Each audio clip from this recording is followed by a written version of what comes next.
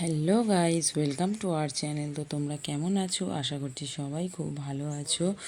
আর তোমাদের সবার পুজো যেন খুব ভালো করে কাটুক। তো তোমরাই দেখতে পাচ্ছ এখানে আমি লুচি বানাচ্ছি সকালের নাস্তার জন্য। তো আজকে আমি এটা অনেক দিন আগেকার ভিডিও, ফোনে শ্যুট করা রাখা ছিল, তো ছাড়বো ছাড়বো করে ছাড়া হয়নি। তো এটা তখন অনেক দিন আগেকার ভিডিও, তো তোমরা তো সকাল থেকে প্রচুর কাজ থাকে, সেই চিন্তায় হচ্ছে তাড়াহুড়ো করে কাজগুলো করে নিচ্ছিলাম একটা একটা করে। তো আজকে তখন ভাবছিলাম যে দোকানে রান্না করব, করতে হবে অনেক কাজ, আর একা হাতে সবটাই সামলাতে হয়, জায়গাটাও ছোট, অনেকটা প্রবলেমও তার জন্য আমাকে ফেস করতে হয়। তো তারপরে হচ্ছে নাস্তাটা করে নিয়ে কাজগুলো সারবো। তো তারপরে হচ্ছে সবজি টবজিগুলো আমি কেটে নিচ্ছিলাম, যাতে তাড়াতাড়ি করে রান্নাটা করতে পারি। তো দোকানের রান্না 11টার মধ্যে যদি আমি রেডি না করতে পারি তাহলে বেকার করা, আর দেরি হয়ে গেলে আর কাস্টমার হয় না, খাবারগুলো আমার পুরো নষ্টতেই যায়। তো সেই জন্য সব কিছু রেডি করে নিয়েছি। এটা আলু ভাজা হবে, সবজি হবে, ডিমের ঝোল হবে, মাছের ঝোল হবে, এবং ডাল হয় আর ভাত হয়। আর তার সঙ্গে হচ্ছে শসা, পেঁয়াজ, লঙ্কা এগুলো তো থাকছেই। তো আমি এদিকে আলু ভাজাটা বসিয়ে দিচ্ছি, আর ওদিকে হচ্ছে ইয়ে কী বলে, ডিমটা সিদ্ধ করে নিয়েছি, নিয়ে তরকারিটা বসিয়ে দিচ্ছি। ঠিক আছে, তো ভাতটাকে আগে ফুটিয়ে নিয়ে নামিয়ে রেখেছিলাম, তো সেটা খানিকক্ষণ পরে গ্যাসে বসিয়ে দেবো, দিয়ে ফুটিয়ে আবার সেটাকে ফ্যান ঝরিয়ে নেবো, হয়ে যাবে। তো এদিকে আমি ডিমটা সিদ্ধ হয়ে গেছে, ডিমের ঝোলটা রেডি করে নিচ্ছি সমস্ত মশলাপাতি দিয়ে, মশলাটা কষে নিচ্ছি। মশলাটা কষা হয়ে গেলে হচ্ছে ডিমটাকে ফ্রাই করব, ফ্রাই করে নিয়ে ডিমের ঝোলের মধ্যে দেবো, দিয়ে ঝোলটাকে ফুটিয়ে নেব। আর এদিকে আলু ভাজাটা আমার হচ্ছে। তো আলু ভাজাটাকে গ্যাসটাকে আস্তে করে দিয়ে করি, নাহলে আলু ভাজাটা ঠিকঠাক সেদ্ধ হয় না। তো আলু ভাজা সেদ্ধ হয়ে গেছে, বলেছিলাম ভাতটা ফুটিয়ে রেখেছিলাম, তো ওই ভাতটা বসিয়ে দিলাম। আর ডিম সিদ্ধ কমপ্লিট হয়ে সিটি কমপ্লিট হয়ে গেছে, তো ওই জন্য ডিমগুলোকে ছাড়িয়ে নিয়েছি। ছাড়িয়ে নিয়ে এদিকে ডিমটা লাল করে নিচ্ছি। তো একসঙ্গেই সবগুলো ডিম বসিয়ে দিয়েছি, হয়ে যাবে, অসুবিধা হয় না। তো এদিকে ডিমের ঝোলটাও কমপ্লিট হয়ে গেছে। তো এতে মরিচের গুঁড়ো দিয়ে দিলাম আমি। তো আমি অল্প গরম মশলার গুঁড়োও দিই ওর মধ্যে, দিলে টেস্টটা ভালো হয়। তো তোমরা ভাবছো বাবা এত পাতলা ঝোল, এত পাতলা ঝোল, কারণ দোকানের ব্যাপার, তো তো সেই জন্য এইভাবেই করতে হয়। আর ডিমগুলোকে ওর মধ্যে দিয়ে দিচ্ছি।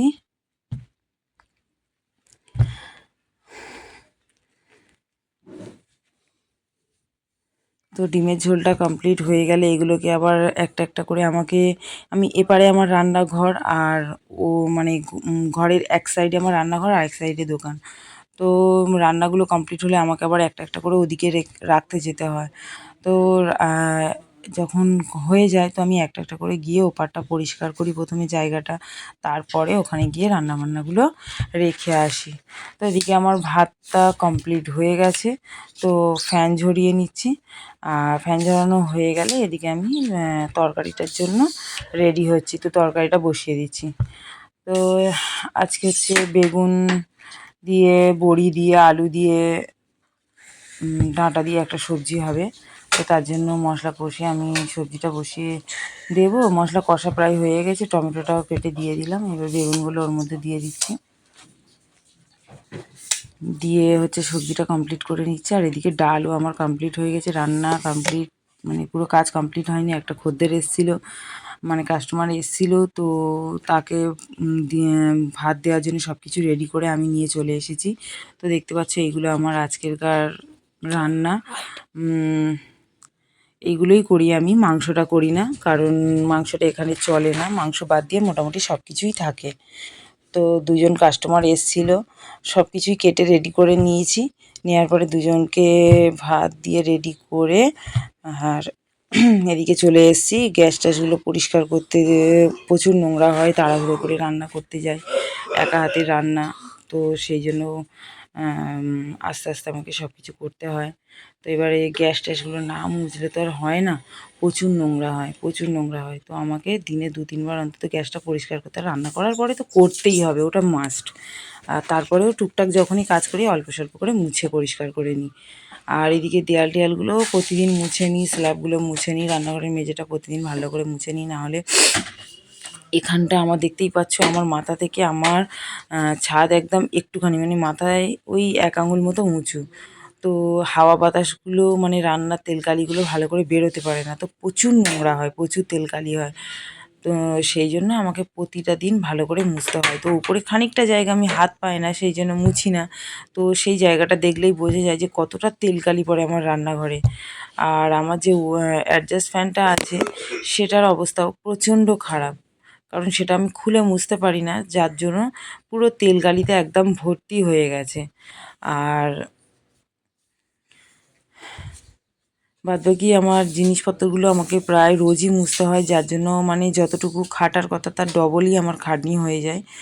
আর দোকানের ব্যাপার বুঝতেই পারছো, একা হাতে আমাকে সব কিছু ধোয়া, মাজা, রান্না-বান্না, জোগাড়-জাটি, এমনকি কাস্টমারকে খাবার দেওয়া, ফের সেগুলো পরিষ্কার করা, মাজা, সব কিছুই আমাকে একা হাতে করতে হয়। যদিও আমার সেল নেই তেমন, সেল কম, তাহলেও যতই সেল কম হোক আর যাই হোক, আমার প্রত্যেকটা আইটেম রান্না তো করতে হয়।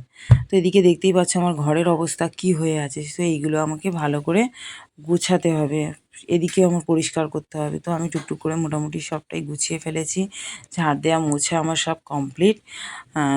আমি স্নান করেও চলে এসেছি।